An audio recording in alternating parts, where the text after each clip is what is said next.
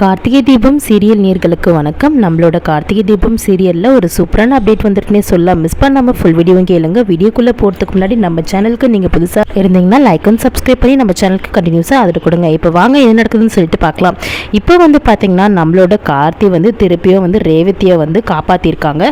அதாச்சும் சந்திரகலா தன்னோட திட்டத்தை போட்டாங்க. ராஜராஜனை சாகடிச்சு இந்த குடும்பத்தை அழிக்கலாம், அதுக்கப்புறம் இந்த கும்பாபிஷேகத்தை வேற நடக்காத பண்ணலாம் அப்படின்ற மாதிரி திட்டம் போட்டாங்க. அதனால ராஜராஜனை கொல்றதுக்கு போலியா ஒரு டாக்டரை அமிச்சாங்க. அதையுமே கார்த்தி என்ன பண்ணாரு, முறியடிச்சு எப்படியோ ராஜராஜனை காப்பாற்றி பழைய அதாவது உண்மையான டாக்டரை வச்சு ஆப்ரேஷன் பண்ணி ராஜராஜனை பொழைக்க வச்சுட்டாரு. இப்போ சந்திரகலா என்ன முடிவு பண்ணியிருக்காங்கன்னா, நம்ம எந்த திட்டம் போட்டாலும் இந்த கார்த்தி நடுவில் அதை எல்லாத்தையுமே துவம்சம் பண்ணிடுறான். இதுக்கப்புறம் இவனை தான் எதனா ஒன்று பண்ணணும், இவனை பண்ணுறதுக்கு ஒரே வழி எனக்கு தெரிஞ்ச மருது தான் அப்படின்ற மாதிரி நம்மளோட சிவனாண்டி கிட்ட சொல்லிட்டு இருக்காங்க. சிவனாண்டி, நான் தான் சொன்னேனே, நீ என்ன பண்ணாலும் அந்த கார்த்தி எப்படியோ ஒன்று நம்மளை கண்டுபிடிச்சி எல்லாத்தையும் தோக்கடிச்சிட்றான் அப்படின்னு சொல்லிட்டு. பாத்தியா, இந்த வாட்டி கூட எல்லாத்தையுமே பக்காவாக பண்ணோம், ஆனால் அந்த கார்த்தி எப்படியோ கண்டுபிடிச்சி எல்லாத்தையுமே கெடுத்து வச்சுட்டான் அப்படின்னு சொல்கிறாங்க. அதுதாங்க நானும் சொல்கிறேன். எனக்கு தெரிஞ்ச வரைக்கும் நம்மளை விட இப்போது கார்த்தி மேலே ஒரு கோவமாக இருக்கிறது யாருன்னா மருது மட்டும்தான் அப்படின்னு சொல்கிறாங்க. மருதா?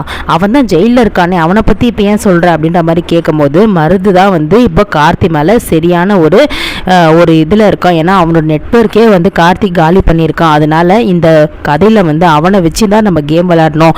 எனக்கு தெரிஞ்சு நம்ம பிளான் பண்ணி பண்ணுறதை விட நம்ம பிளான் பண்ணால் கண்டிப்பாக கார்த்திக்கு தெரிஞ்சு போயிடும். அதனால் நம்ம மருது வச்சு இந்த வாட்டி குடும்பத்தையே க்ளோஸ் பண்ணிடலாம் அப்படின்ற மாதிரி முடிவு எடுக்கிறாங்க. அப்போ தான் பார்த்திங்கன்னா மருது தூண்டி விடுறாங்க. இந்த மாதிரி நீ கார்த்தியை எதிராக நீ எதிரியாக நினைக்கிற கார்த்தியை நீ மொத்தமாக அழிக்கணும்னா நீ இந்த தான் பண்ணணும் அப்படின்ற மாதிரி நீ கார்த்தியை அழிச்சின்னா கண்டிப்பாக நான் உனக்கு வெளியே இந்த கேஸில் ஒன்றும் இல்லாமல் பண்ணி வெளியே உன்னை கூட்டிகிட்டு உன்னோட பழைய நெட்வொர்க்கை நான் அப்படியே நடத்த வைக்கிறேன் அப்படின்ற மாதிரி சவால் விடாத குறையாக நம்மளோட மருது கிட்ட சொல்கிறாங்க. மருது இப்போ பார்த்திங்கன்னா ஃபோனில் பேசிகிட்டு இருக்காரு நம்மளோட சந்திரகலா கிட்ட. இப்போ பார்த்திங்கன்னா நம்மளோட சந்திரகலா என்ன பண்ணுறாங்கன்னா இந்த விஷயத்தை எப்படியாச்சும் இந்த மருதை வச்சு நம்ம முடிச்சிடணும். அப்புறம் இன்னொரு விஷயம், நீ ரேவதியை நீ கார்த்தியை பழி வாங்கணும்னு நினச்சின்னா கார்த்தியோட உயிர் ரேவதி தான். ரேவதியை நீ போட்டு தள்ளிட்டினா கூட சேர்ந்து இந்த சாமுண்டீஸ்வரியும் போட்டு தள்ளிட்டுன்னு சொல்லிட்டு துப்பாக்கி கொடுக்குறாங்க. இப்போ பார்த்தீங்கன்னா நம்மளோட மருது என்ன பண்ணுறாரு, வீட்டில் போயிட்டு சண்டை போட்டு ரேவதியை தேடி கொல்றதுக்கு போகிறாரு. அப்போ கார்த்தி அடித்து துவம்சம் பண்ணி ரேவதியை காப்பாற்று.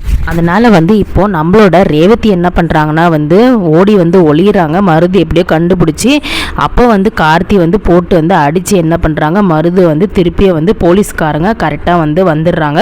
கால் பண்ணி வர சொல்லிடுறாரு. இந்த மாதிரி அக்யூஸ்ட் தப்பிச்சு வந்துட்டா அப்படின்னு சொல்லிட்டு கோர்ட்டு போகிற வழியில் கரெக்டாக பாதியிலே தப்பிச்சு மருது இப்படி குடும்பத்தை அழிக்கிறதுக்கோசம் பிளான் பண்ணி பண்ண விஷயம் தான் இது. ஆனால் இப்பயுமே கார்த்தி காப்பாற்றுறது ரேவதியால் பொறுக்கவே முடியல. நம்மள இவ்வளோ அக்கறையாக இது வரைக்கும் யாருமே நம்ம குடும்பத்து மேலே இருந்ததே கிடையாது அப்படின்ற மாதிரி முடிவெடுத்திருக்காங்க. அதனால நம்மளோட ரேவதி காதலை சொல்லியிருக்காங்க கார்த்திகிட்ட, இந்த மாதிரி நான் உங்களை விரும்புகிற மாமா, நான் கண்டிப்பாக உங்களை நான் கல்யாணம் பண்ணிக்க ஆசைப்படுறேன், என்னை கல்யாணம் பண்ணிக்கோங்க, நீங்கள் கல்யாணம் பண்ணிங்கன்னா நான் மட்டும் இல்லை என் குடும்பத்தில் இருக்க எல்லாருமே சந்தோஷப்படுவாங்க அப்படின்ற மாதிரி முடிவெடுத்திருக்காங்க.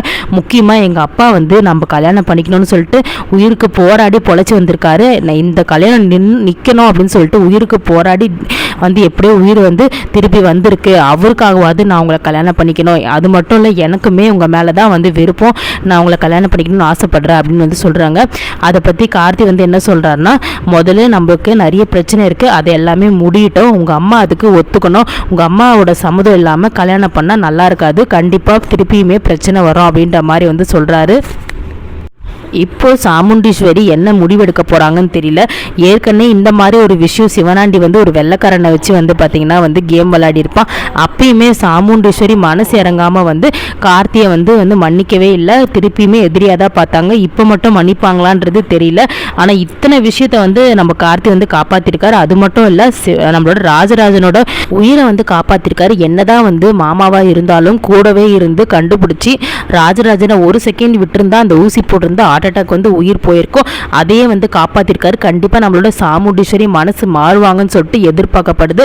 அது மட்டும் இல்லை, நம்மளோட ராஜா சேதுபதி என்ன சொல்லியிருக்காங்கன்னா, என்னோட பேரை வந்து இந்த கும்பாபிஷேகத்துக்குள்ள குடும்பத்தை ஒன்று சேர்த்து கண்டிப்பாக நடத்த வைப்பான்னு சொல்லியிருக்காங்க. அதுபடி நடக்குமா அப்படின்றது வெயிட் பண்ணி பார்க்கலாம். இப்போதைக்கு நம்மளோட ரேவதி வந்து கார்த்திகிட்ட வந்து காதலை வந்து சொல்லியிருக்காங்க. கார்த்தி வந்து பொறுமையாக இரு, ஒரு நிமிஷம் நம்ம இந்த பிரச்சனையெல்லாம் முடிஞ்சதுக்கப்புறம் அதை பற்றி யோசிக்கலான்ற மாதிரி வந்து சொல்லியிருக்காங்க. ஸோ வெயிட் பண்ணி பார்க்கலாம் என்ன நடக்குதுன்னு சொல்லிட்டு. நம்மளோட ப்ரோமோ ரிவ்யூ பிடிச்சிருந்தா லைக் அண்ட் சப்ஸ்கிரைப் பண்ணி சப்போர்ட் பண்ணுங்கள்.